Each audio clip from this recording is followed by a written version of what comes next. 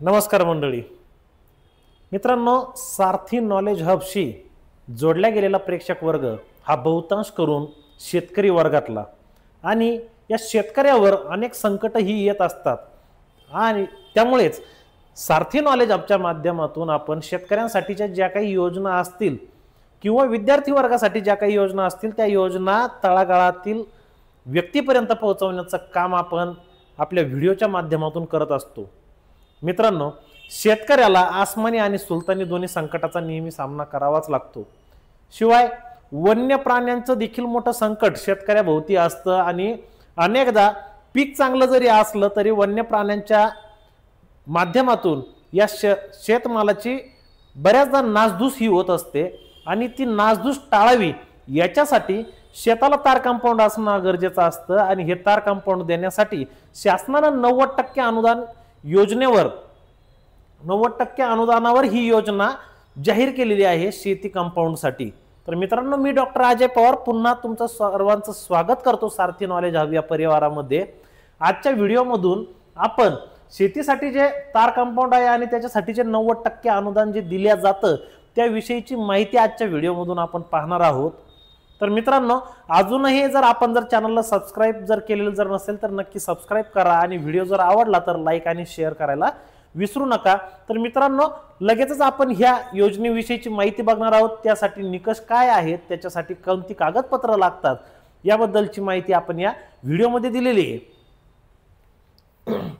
तर मित्रांनो, यासाठी तुम्हाला आवश्यक कागदपत्र आहे ते म्हणजे तुमचा 7/12 उतारा, त्यानंतर तुमचं जात प्रमाणपत्र जर आवश्यक जर असेल तर जात प्रमाणपत्र मागवलं जातं ते देखील, त्यानंतर तुमच्या बँक पासबुकची झेरॉक्स तुम्हाला लागणार आहे, त्यानंतर तुम्हाला ग्रामपंचायतचा ठराव देखील लागेल, संयुक्त जमिनीसाठी संमतीपत्र म्हणजे एकच जमीन जर 2 किंवा अधिक व्यक्तींच्या नावावर जर असेल तर बाकी जे आपले जे सदस्य आहेत मालक आहेत त्यांचं संमतीपत्र सुद्धा तुम्हाला लागणार आहे।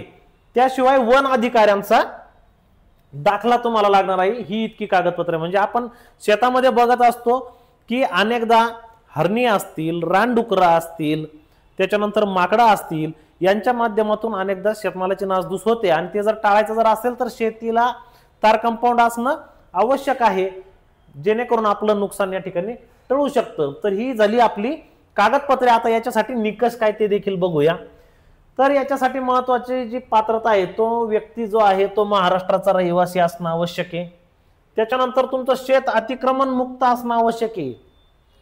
तुम्ही जर गायरान कोरलेलं जर असेल तर तुम्हाला या योजनेचा लाभ मिळणार नाही, त्याच्यामुळे तुमचं शेत अतिक्रमण मुक्त पाहिजे।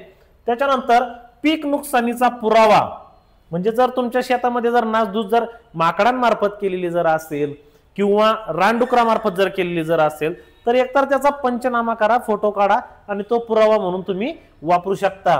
त्यानंतर शेताची जी मालकी आहे ती कायदेशीर पाहिजे म्हणजे कुठल्याही वादातीत जमीन ती नकोय, कुठलाही झगडा तिच्यावर चालू नाही पाहिजे, कोर्टामध्ये काही नाही। तर अशी शेत मालकी जी आहे ती पूर्णतः तुमची पाहिजे, 7/12ला 8ला अगदी तुमचं नावच पाहिजे तिथं, तर तुम्हाला या योजनेचा लाभ मिळेल।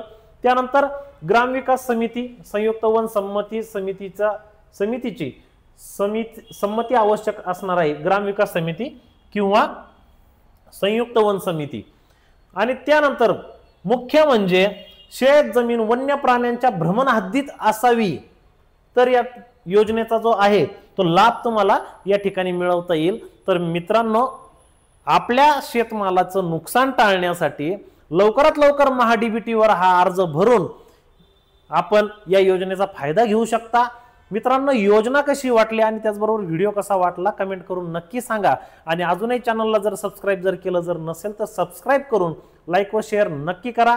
आपल्या इतर बांधवांनाही हा व्हिडिओ पाठवा जेणेकरून त्यांच्यापर्यंत देखील ही योजना पोहोचेल आणि याचा लाभ आपल्या शेतकरी वर्गास होईल। धन्यवाद।